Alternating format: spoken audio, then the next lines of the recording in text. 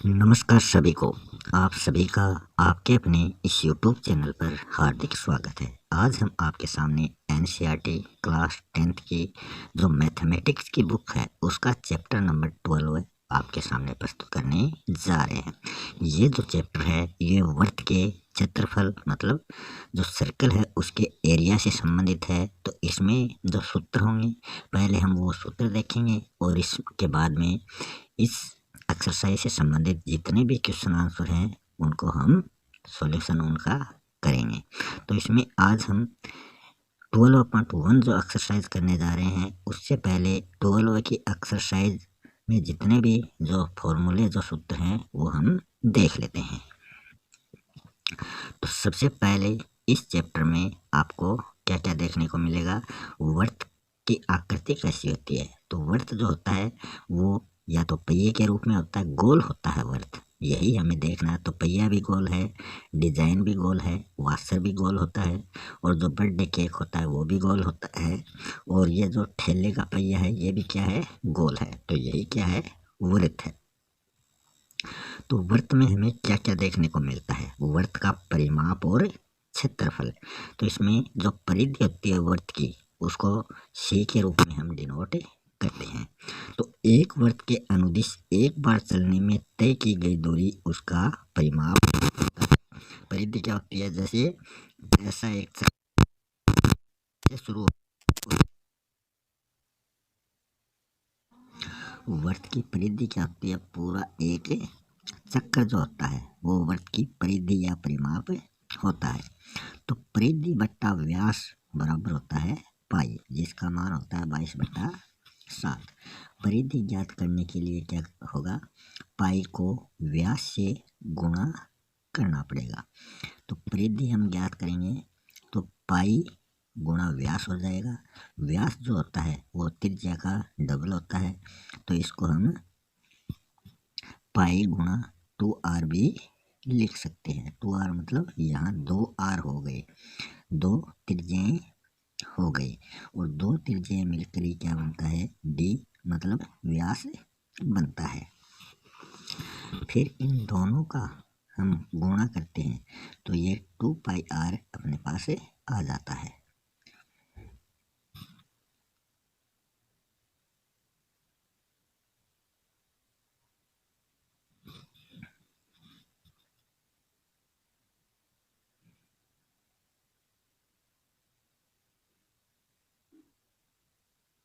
यही क्या परिधि का सूत्र है, 2πr। और जो पाई का मान है वो आर्यभट्ट जो गणितज्ञ हैं उन्होंने दिया है 62,832 में 20,000 का भाग देने पर जो परिणाम प्राप्त होता है वो होता है 3.1416।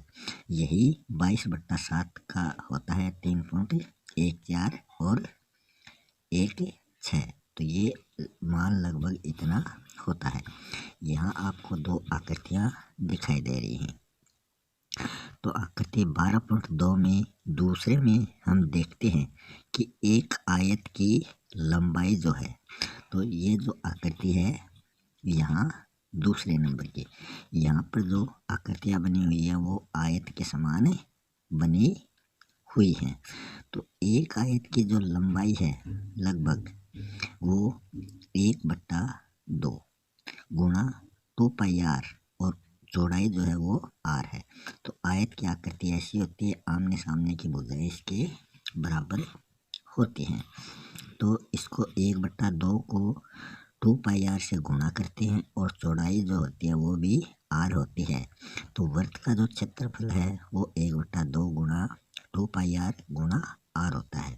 2 से 2 कैंसिल हो जाता है तो पाई r स्क्वायर अपने पास आता है। तो यही क्या है, वृत्त का जो एरिया है, जो क्षेत्रफल है वह 2πr² होता है।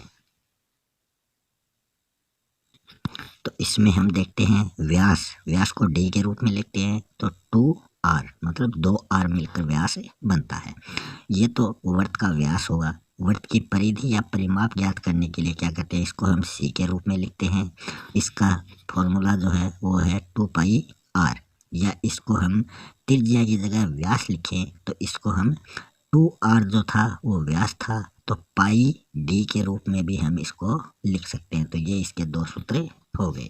वृत्त का क्षेत्रफल ज्ञात करने के लिए जो सूत्र काम में आता है वो है पाई आर स्क्वायर। क्षेत्रफल को हम ए के रूप में लिखते हैं, या इसको हम पाई डी स्क्वायर बटा 4 भी लिख सकते हैं। तो ये दोनों सूत्र जो है ये वृत्त के क्षेत्रफल के हैं। अगर आपको त्रिज्या दे रखी है, आर दे रखा, तो आर की जगह वो वैल्यू रख दीजिए। अगर आपको त्रिज्या नहीं दे रखी तो आप व्यास रख कर 4 का भाग देंगे तो वही आंसर आपको प्राप्त हो जाएगा। इन दोनों सूत्रों से एक ही आंसर आपको प्राप्त होगा। फिर वृत्त की त्रिज्या ज्ञात करेंगे, तो त्रिज्या क्या होती है? व्यास का आधा होता है। अभी आपको बताया था व्यास क्या होता है? पूरा होता है, और त्रिज्या इसको दो भागों में बांटती है। तो डी मतलब व्यास में 2 का भाग देंगे तो वो रेडियस मतलब त्रिज्या अपने पास आ जाती है, उसको हम आर के रूप में लिखते हैं। फिर है अर्धवृत्त। अर्धवृत्त क्या होता है? ये तो पूरा वृत्त है। आधा वृत्त क्या होता है? नीचे का आधा हिस्सा, ये आधा वृत्त है। इसके ऊपर और लगाते हैं तो ये पूरा वृत्त हो जाएगा। तो इसमें अर्धवृत्त में क्या होता है? इसमें 2 त्रिज्याएं हो गई। ये तो पूरा व्यास हो गया, एक त्रिज्या ये है, एक त्रिज्या इधर आ गई, तो ये तो व्यास 2r हो जाता है। तो सेमी सर्कल अर्धवृत्त जो है उसकी परिधि ज्ञात करने के लिए क्या लिखेंगे? 2πr। यह तो परिधि का फॉर्मूला है ही 2πr, और इसमें आधा है तो इसमें आधा क्या होता है? 1/2 होता है। तो 1/2 को 2πr से गुणा करते हैं, तो 1 को 2πr से गुणा करेंगे तो 2πr ही रहेगा, और नीचे बट्टा के रूप में 2 आ जाएगा, प्लस 2r, क्योंकि इसमें 2r होते हैं, 2 त्रिज्याएं होती हैं, तो 2r मतलब एक व्यास इसमें होता है।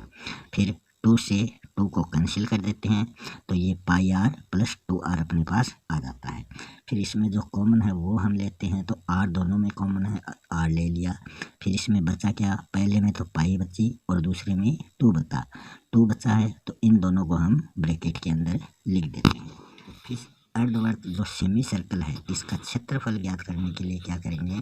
वृत्त का क्षेत्रफल 2πr स्क्वायर में 2 का भाग देंगे, क्योंकि 2 का भाग अर्धवृत्त के कारण दे रहे हैं, वरना ये वृत्त का क्षेत्रफल अपने पास पहले से ही हमने यहाँ देख लिया था। अब है चतुर्थांश वृत्त। चतुर्थांश वृत्त क्या होता है? चौथा हिस्सा। ऐसे कोई वृत्त है और उसके 4 हिस्से करें तो उसका एक हिस्सा और बाकी 3 हिस्से बच गए, तो इसको हम 1/4 के रूप में लिख सकते हैं। आधे को हम 1/2 के रूप में लिखते हैं। तो ये चौथा हिस्सा है, इसको हम क्यू के रूप में लिखते हैं। तो इसकी परिधि ज्ञात करेंगे तो 2πr तो वृत्त का क्षेत्रफल है ही, और इसमें 4 का भाग देंगे क्योंकि ये चतुर्थांश है, और अर्ध होता तब तो 2 का भाग दिया जाता, और ये चतुर्थांश है इसमें 4 का भाग देंगे, और इसमें 2r जोड़ देंगे क्योंकि इसमें जो त्रिज्याएं होती हैं वो 2 होती हैं। फिर हम 2 को 4 से काट देंगे तो 2 कम 2 2 4, नीचे 2 रह गया, तो पाई r बटा 2 प्लस 2r। अब हम क्या करेंगे? अब इसका हम एलसीएम लेते हैं, तो इसके नीचे कोई संख्या नहीं है, 1 मान लो, और एलसीएम 2 आ गया। नीचे वाली संख्या को 2 से भाग देंगे तो अपने पास 1 आएगा। फिर 1 को वाली संख्या से गुणा करेंगे तो ये संख्या आ जाएगी, तो ये संख्या यहाँ आ गई। फिर यहाँ नीचे 1 है, इसको 2 से भाग दिया तो 2 आता है, और इस 2 को 2r से गुणा किया तो 4r अपने पास आ गया। तो ये एलसीएम लेने पर अपने पास ये आ चुका है। अब ऊपर वाली संख्या में कॉमन क्या है? r कॉमन है, r को हमने बाहर रख लिया, और पाई प्लस 4 इसको हमने ब्रैकेट के अंदर रख दिया और इसमें 2 का भाग दे दिया। तो ये तो हो गया यहाँ तक का क्षेत्रफल। अब जो चतुर्थांश वृत्त होता है उसका क्षेत्रफल हम कैसे निकालेंगे? तो उसका जो क्षेत्रफल है वो निकालेंगे तो पाई आर स्क्वायर में 4 का भाग देंगे तो ये इसका क्षेत्रफल अपने पास आ जाएगा। फिर त्रिज्यखंड जो सेक्टर होता है उसमें जो चाप होता है, चाप मतलब जो घेरा होता है, उसमें जितनी दूरी होती है, मतलब ये जो चाप है तो यहाँ से यहाँ तक की जो दूरी होती है वो क्या होती है? चाप होती है। तो इस चाप की लंबाई मतलब लेंथ वो ज्ञात करने के लिए क्या करेंगे? थीटा बटा 360 डिग्री, क्योंकि पूरे वर्त का जो कोण का मान है वो 360 डिग्री होता है और उसको 2πr से हम गुणा कर देते हैं। मतलब वर्त की जो परिधि है उससे हमें गुणा करना है, तो वर्त की पूरी परिधि हो जाएगी, उससे हमें गुणा करना है। इस 2 को 360 से काटते हैं तो ये 180 आ जाता है। तो थीटा बट्टा 180 गुणा पाई आर, तो ये त्रिज्य खंड के चाप की लंबाई आ जाती है। त्रिज्य खंड का क्षेत्रफल एरिया ज्ञात करेंगे तो थीटा बट्टा 360 डिग्री गुणा पाई आर स्क्वायर, मतलब त्रिभुज का वर्ग का क्षेत्रफल। तो ये अपने पास आ चुका है। अगला जो सूत्र हम देखेंगे वह है दीर्घ त्रिज्य खंड। दीर्घ मतलब क्या होता है, बड़ा होता है, ऐसे अर्थ होता है और उसका एक हिस्सा, ये तो छोटा है हो गया, और ये बड़ा जो हिस्सा है इधर वाला ये हो गया दीर्घवृत्त। तो दीर्घवृत्त खंड का क्षेत्रफल और लघुवृत्त खंड का क्षेत्रफल हम देखेंगे। तो पहले दीर्घ जो त्रिज्य खंड है सेक्टर है उसका क्षेत्रफल हम देख लेते हैं। इसमें पूरा वर्त का क्षेत्र जो मान होता है वो 360 डिग्री होता है और उसमें जो ये थीटा का मान आया है इधर वाले का, तो वो थीटा यहाँ रख देंगे और उसमें 360 डिग्री का भाग देंगे और आगे वर्त का जो क्षेत्रफल है पाई आर स्क्वायर उससे हमें गुणा करना पड़ेगा।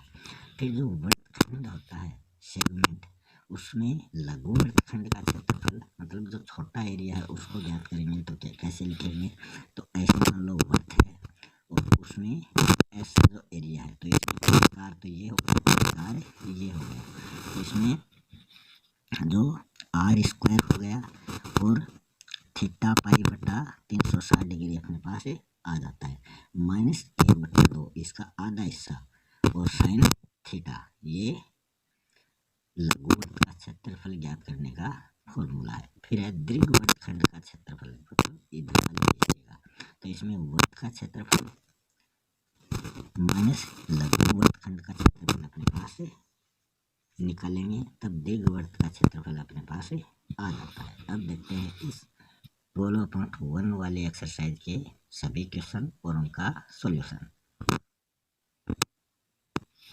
तो इसमें क्वेश्चन है दो वर्तों की त्रिज्या, मतलब दो वर्त है और उनकी आर, एक तो R1 है 19 सेंटीमीटर और R2 है 9 सेंटीमीटर। उस वर्त की त्रिज्या ज्ञात कीजिए जिसकी परिधि इन दोनों वर्त की परिधियों के योग के बराबर हो। तो पहले हम परिधि निकालेंगे, फिर इसका सॉल्यूशन हम देखेंगे इनके दोनों का योग। तो देखते हैं इसका सॉल्यूशन। तो इसमें हम क्या देखते हैं, R1 जो पहला वर्त है उसकी पहली त्रिज्या जो है वो 19 सेंटीमीटर दे रखी है। R2 मतलब जो दूसरा वर्त है उसकी त्रिज्या 9 सेंटीमीटर दे रखी है। तो नए वर्त की जो परिधि है मतलब जो C है वो ज्ञात करेंगे। तो दोनों वर्तों की परिधियों का योग अपने पास होना चाहिए। तो पहले फॉर्मूला लिख देते हैं। जो सूत्र है वर्त की परिधि 2πr। R बड़ा क्यों लिखा है, क्योंकि ये नए के रूप में प्रकट करना है तो R बड़ा लिखा है। और दोनों वर्त की परिधि, तो फॉर्मूला तो तीनों में यही लगेगा 2πr 2πr।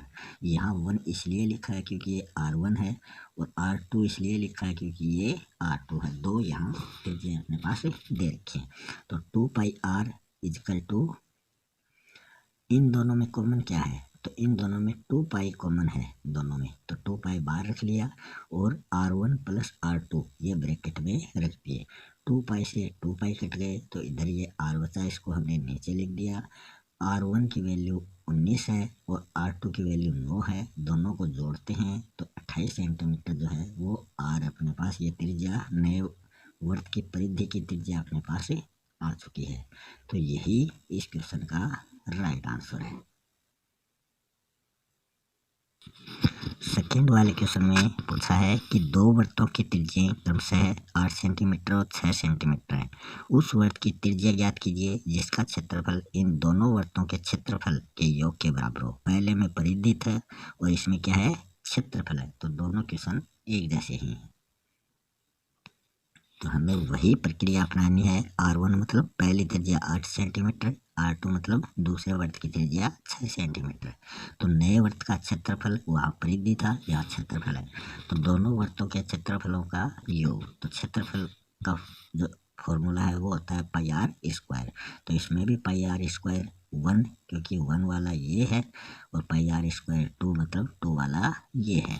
फिर इसमें कॉमन ले लेते हैं, पाई कॉमन है तो पाई को बाहर रख लिया, R2 और R1 अंदर रख दिया, दोनों में क्या है स्क्वायर है।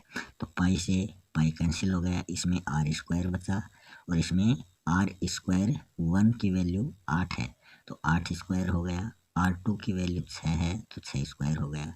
8 स्क्वायर 8 गुना 8 64 होता है, 6 स्क्वायर 6 गुना 6 36 होता है, दोनों को जोड़ते हैं 100 अपने पास आता है। फिर आर का स्क्वायर हटाएंगे, आर के इधर से स्क्वायर हटाएंगे तो उधर क्या रूट लग जाएगा, तो आर का स्क्वायर हटाते ही आगे क्या रूट लग गया। तो रूट 100 जो है वो किसका है, वो 10 का रूट 100 है। तो वो 10 सेंटीमीटर जो है, ये आर जो नए वर्त का क्षेत्रफल है उसकी जो त्रिज्या है वो 10 सेंटीमीटर अपने पास आ चुकी है। यही इसका राइट आंसर है। तीसरा जो क्वेश्चन है वो है आकृति 12.3 से संबंधित। तो ये वो आकृति है, एक तीरंदाजी लक्ष्य को दर्शा रही है कि जिसमें केंद्र से बाहर की ओर 5 क्षेत्र दिए गए हैं, एक गोल्ड, रेड, ब्लू, ब्लैक और व्हाइट, जिनके अंक अर्जित किए जा सकते हैं। गोल्ड अंक वाले क्षेत्र का जो व्यास है, मतलब जो पूरी लाइन है त्रिज्या की दोगुनी, वो 21 सेंटीमीटर है, तथा प्रत्येक अन्य पट्टी जो है वो 10.5 सेंटीमीटर चौड़ी है, कि सभी की जो त्रिज्या हैं वो 10.5 सेंटीमीटर हैं। अंक प्राप्त करने वाले इन पांचों क्षेत्रों में से प्रत्येक का क्षेत्रफल आपको ज्ञात करना है। गोल्ड का, रेड का, ब्लू, ब्लैक, व्हाइट, सभी का क्षेत्रफल आपको निकालना है। तो ये जो गोल्ड वाला है, ये वाला गोल्ड है, तो इसका जो व्यास है वो दे रखा है 21 सेंटीमीटर। तो इसकी हम त्रिज्या निकालेंगे तो इसमें 2 का भाग दे देंगे, तो 10.5 जो है सेंटीमीटर है वो इसकी त्रिज्या होगी। तो सभी की त्रिज्या ही समान होंगी। तो गोल्ड वाले की यहाँ से यहाँ तक 10.5 हो गई, रेड वाले की सेंटर से यहाँ तक 10.5 हो गई, मतलब ऐसे ऐसे हम बढ़ते जाएंगे तो सभी की क्या हो जाएगी 10.5 जो है वो बढ़ती जाती है। तो सभी में यही प्रक्रिया हम अपनाएंगे और देखते हैं इसका सॉल्यूशन। तो जो व्यास है, मतलब जो डी है वो 21 सेंटीमीटर है। अगर हम त्रिज्या देखें रेड वाले की, मतलब गोल्ड वाले की सबसे पहले की, उसको हम R1 लिखेंगे, तो त्रिज्या इसका आधा होता है तो वो हो जाएगा 10.5 सेंटीमीटर। तो गोल्ड का जो वर्थ वाला हिस्सा है उसका क्षेत्रफल ज्ञात करेंगे, तो उसके लिए जो फॉर्मूला है वो है पाई आर स्क्वायर बराबर पाई का मान 22/7 और आर स्क्वायर, मतलब इसको हम 10.5 भी लिख सकते हैं या इसको हम 21/2 भी लिख सकते हैं। तो 21/2 दोनों का हमने लिख दिया। 7 से काटेंगे, 7 दिए 21, 3 आ गया, 2 को काटेंगे 22 से 11 आ गया, 11 गुणा 3 गुणा 21, इन तीनों को गुणा करते हैं तो 693 आते हैं, और इसमें 2 का भाग देंगे तो 346.5 सेंटीमीटर जो है वो गोल्ड का क्षेत्रफल आ जाता है। उसी प्रकार रेड की त्रिज्या निकालेंगे पहले, फिर उसका क्षेत्रफल। रेड जो सर्कल है उसकी त्रिज्या R2 के रूप में लिखेंगे, तो इसमें R1 की त्रिज्या और जो उसके बीच में जो हिस्सा है, जो क्षेत्र है वो 10.5 सेंटीमीटर दे रखा है, दोनों जोड़कर R2 अपने पास आ जाता है 21 सेंटीमीटर। तो ये R2 21 सेंटीमीटर है, क्षेत्रफल वही होगा पाई आर स्क्वायर, मतलब पाई R2 square minus R1 square minus R2। तो पाई का मान तो 22/7 है, और इनको कम किया तो ये कितने आया, इनकी वैल्यू कितनी आ गई 21 आ गई, R1 माइनस R2। तो ये दोनों की वैल्यू अपने पास 21 आ गई, तो ये 21 गुणा 21, तो ये पाई आर स्क्वायर जो यहाँ वाला है फॉर्मूला वो तो यहाँ तक काम कर गया, फिर माइनस आर स्क्वायर 2 है, इसकी वैल्यू अपने पास ये आई थी, जो गोल्ड वाला था उसकी वैल्यू अपने पास आगे आ गई, ये इसमें माइनस करनी है। अब क्या करेंगे, इसको पहले हम जहाँ से कट रहा है जितनी संख्या से उसको काट देंगे। तो इसको हम काटेंगे तो ये 7 का 3 से कट जाता है।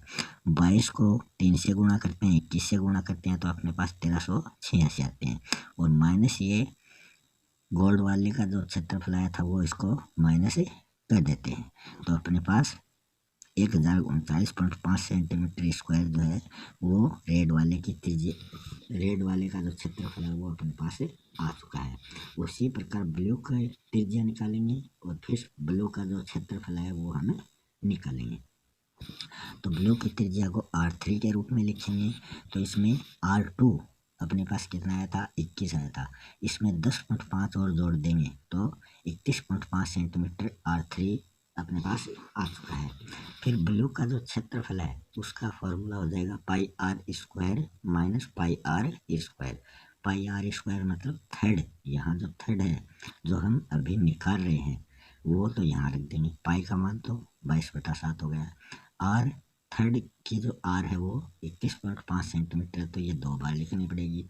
माइनस पाई आर स्क्वायर 2 वाला जो क्षेत्रफल में दिया गया था जो कितना था 1386, ये अपने पास आया था। यहाँ इसकी जो वैल्यू आई थी मतलब ये इतने की वैल्यू यहाँ 1386 आई थी, तो ये इससे हम घटा देंगे। तो पहले ये कट रहा है तो इसको काट देते हैं। 4.5 से कटा है, 31.5 को 7 से भाग दिया तो 4.5 आया है। इन तीनों को गुणा करते हैं तो 3118.5 आते हैं और इनको माइनस 1386 करते हैं तो अपने पास से ब्लू का क्षेत्रफल आ चुका है 1732.5 सेंटीमीटर। उसी प्रकार अब ब्लैक वाला जो वर्त हिस्सा है उसकी त्रिज्या निकालेंगे, उसको हम R4 लिखेंगे और उसमें R3 की त्रिज्या अपने पास 31.5 आई है वो लिख देंगे और उसमें 10.5 और मिला देंगे तो ये 42 सेंटीमीटर जो है ये ब्लैक जो है इसकी त्रिज्या 42 सेंटीमीटर आ गई। फॉर्मूला वही है पाई आर स्क्वायर, तो इसमें 42 का स्क्वायर हो जाएगा। तो इसमें पहले 4 वाले का जो आया है 22/7 गुणा 42 गुणा 42, ये तो इस R4 का आ गई वैल्यू। R3 की वैल्यू जो अभी आई थी 3118.5, तो 3118.5 हमने माइनस इसको करना है। 7 को 42 से काटा 6 बार हुआ, फिर 22 गुणा 6 गुणा 42 किया तो 5544 आ गया और इसमें 3118.5 हम घटा देंगे तो अपने पास 2425.5 सेंटीमीटर जो है वो ब्लैक वाला जो वर्त है उसका क्षेत्रफल अपने पास आ चुका है। अब हम आगे जो वाइट वाला बचा है उसका भी हम निकाल लेते हैं। तो वाइट वाले की पहले त्रिज्या निकालेंगे तो उसको R5 लिखेंगे। इसमें R4 जो अपने पास आया था 42 और उसमें 10.5 और ऐड कर देंगे तो ये 52.5 अपने पास से हो जाएगा। क्षेत्रफल वही है पाई आर स्क्वायर और इसको 5 लिखेंगे क्योंकि ये वाइट वाला 5वें नंबर का है। तो इसमें पाई 22/7 हो गया, आर 52.5 हो गया तो 2 बार इसको लिखना है, माइनस पाई आर स्क्वायर 4 वाला अपने को लिखना है। तो 4 में जो वैल्यू आई थी वो 5544 आई थी। तो पहले हम 7 को काट देते हैं 52.5 से, फिर जितने कटते हैं उसको 22 से गुणा करेंगे और 52.5 से गुणा करते हैं तो ये 8662.5 अपने पास आता है। इसमें से 5544 घटा देंगे तो 3118 सेंटीमीटर स्क्वायर जो है ये वाइट वाला जो क्षेत्र है उसका क्षेत्रफल अपने पास आ चुका है। तो इसका थर्ड वाला सॉल्यूशन अपने कर लिया। अब देखते हैं फोर्थ वाले का। फोर्थ वाले में दे रखा है कि किसी कार के प्रत्येक पहिए का व्यास जो है वो 80 सेंटीमीटर है। कार के देखे होंगे 4 पहिए होते हैं और सभी का जो व्यास है मतलब जो बीच की जो दूरी है सेंटर की वो सभी की कितनी है 80 सेंटीमीटर है। यदि एक कार 66 किलोमीटर प्रति घंटे की चाल से चल रही है तो 10 मिनट में प्रत्येक पहिया कितने चक्कर लगा लेगा। तो 10 मिनट में आपको बताना है। तो इसमें जो व्यास जो डी दे रखा है वो 80 सेंटीमीटर दे रखा है, उसको हमें मीटर में बदलना है। तो इसमें हम 100 का भाग देंगे तो ये अपने पास मीटर में आ जाता है। सेंटीमीटर में 100 का भाग देने पर वो मीटर में बदल जाता है। और जो चाल मतलब जो स्पीड दे रखी है एस, वो दे रखी है 66 किलोमीटर प्रति घंटा, कि 1 घंटे में 66 किलोमीटर जाता है। 1 घंटे में मिनट होती हैं 60, तो 66 को हम किलोमीटर को हम अगर मीटर में बदलें तो इसको हमें 1000 से गुणा करना पड़ेगा। तो 66,000 मीटर ये अपने पास आ चुका है। फिर 1 मिनट जिसमें 60 सेकेंड होते हैं, वो क्या होता है 66,000 में 60 का भाग देते हैं। इसलिए 10 मिनट में क्या करेंगे 66,000 बट्टा 60 गुणा 10, 0 से 0 कैंसिल और 66 6 से कैंसिल, 11 बार आ जाएगा। तो 11,000 मीटर जो है ये इसकी दूरी अपने पास आ चुकी है। मगर हमें चक्करों की संख्या ज्ञात करनी है कि इसने कितने चक्कर लगाए। तो इसमें क्या हो गई तय दूरी तो ये हो गई 11,000 मीटर। और पहिए की परिधि का फॉर्मूला पाई डी है, क्योंकि हमें आर नहीं निकालना है, यहाँ डी दिया तो डी हमें लेना है। तो 11,000 बटा पाई डी अपने पास आ जाएगा। अब पाई की वैल्यू आपको पता है 22/7 है और डी ऊपर देखा है 80/100 था। तो 0 से 0 कैंसिल हुआ तो 8/10 बचे, तो 8/10 हमने लिख दिया। अब क्या करेंगे, ये नीचे वाली दोनों संख्या हैं वो गुणा होकर ऊपर चली जाती हैं। तो 11,000 गुणा 7 गुणा 10 दोनों ऊपर आ गई और 22 गुणा 8 से इसको भाग देते हैं। तो पहले क्या करेंगे 8 से भाग देते हैं, 8 से भाग देंगे 2 चौको 8 और 2 पंजियों 10। फिर 22 वाला देंगे, 22 का 5 बार करते हैं तो 110 आता है और आगे 2 जीरो होते हैं। फिर 4 से इसको काटते हैं तो ये 125 टाइम कट जाता है। 125 को 7 से गुणा करो और फिर 5 से गुणा करो, तो 125 को 35 से गुणा करते हैं तो 4375 अपने पास आते हैं। यही क्या है राउंड है उस पहिए द्वारा लगाए गए चक्कर हैं। अब देखते हैं इस एक्सरसाइज का अंतिम क्वेश्चन। क्वेश्चन नंबर 5 है, निम्नलिखित में से सही उत्तर चुनिए और प्रत्येक अपने उस उत्तर का औचित्य आपको देना है कि यदि एक वृत्त का परिमाप और क्षेत्रफल संख्यात्मक रूप से बराबर है, कि वही संख्या तो परिमाप है और वही संख्या उसका क्षेत्रफल है, दोनों क्या है इक्वल हैं बराबर हैं, तो उस वृत्त की त्रिज्या हमें ज्ञात करनी है। वो 2 मात्रक होगी या पाई मात्रक होगी या 4 मात्रक होगी या 7 मात्रक होगी। तो वो होती तो है 2 मात्रक, क्योंकि वो दुगुनी हो जाती है। मगर देखते हैं इसका औचित्य हमें देखना है। तो इसमें हम वृत्त का परिमाप बराबर वृत्त का क्षेत्रफल, यही क्वेश्चन में दे रखा था। परिमाप का फॉर्मूला होता है 2πr और क्षेत्रफल का फॉर्मूला होता है πr²। तो यहाँ पाई से पाई कैंसिल हो गया, आर यहाँ 2 हैं आर और आर, क्योंकि दोनों को गुणा करेंगे तभी वो स्क्वायर बनेगा। तो एक आर से एक आर कट गया, तो इधर तो 2 बचा और इक्वल में आर बचा, मतलब आर की जो वैल्यू है वो 2 मात्रक अपने पास आ चुकी है। तो इस प्रकार ये 12.1 वाली एक्सरसाइज कंप्लीट हो चुकी है। मिलते हैं नेक्स्ट वीडियो में एक नए टॉपिक के साथ, तब तक के लिए धन्यवाद।